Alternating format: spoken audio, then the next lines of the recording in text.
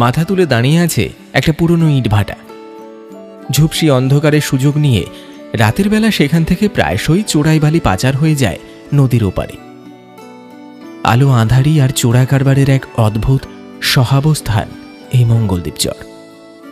তবে এই চরের সবচেয়ে বড় রহস্য কোনো বালি চুরি বা ইটভাটা নয়। এই চরের আসল রহস্য লুকিয়ে আছে এক চিলতে কাশবনের আড়ালে গড়ে ওঠা একটা কুঁড়ে ঘরে। সেখানে থাকেন একজন সাধু, পাঁচু চক্রবর্তী। চরের মানুষ তাকে চেনে পাঁচু ঠাকুর নামে। কেউ জানে না তিনি কোথা থেকে এসেছেন, তার অতীত কি ছিল। একদিন হঠাৎ করেই যেন নদী গর্ভ থেকে অলৌকিকভাবে এই চরে এসে আবির্ভূত হয়েছিলেন তিনি। নির্জন খাঁ খাঁ করা এই দ্বীপভূমি তার মনে এমন এক গভীর রেখাপাত করেছিল যে তিনি নিজের সর্বস্ব ত্যাগ করে এই চরের বুকেই পেতে বসলেন স্থায়ী আস্তানা।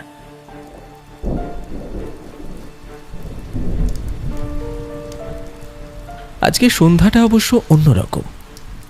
আকাশ ভেঙে এক নাগাড়ে বৃষ্টি পড়ছে।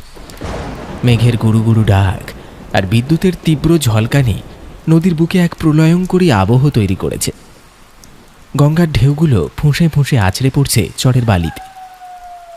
এই দুর্যোগের রাতেও সাধারণ ভাড়ার চেয়ে 4 টাকা বেশি গুনে দিয়ে শক্তিপুর ঘাট থেকে খেয়া নৌকায় চেপে এই মাঝখানের মঙ্গলদ্বীপ চরে এসে হাজির হয়েছে দুই ব্যক্তি, পাঁচকড়ি ঘোষাল এবং গোবিন্দচরণ পাল।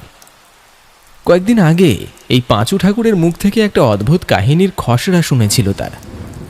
সেই কাহিনীর এমন এক সম্মোহনী শক্তি ছিল যে অবাধ্য কৌতূহলে চালিত হয়ে এই ঝড় জলের রাতেও তারা নিজেদের ঘরে আটকে রাখতে পারেনি।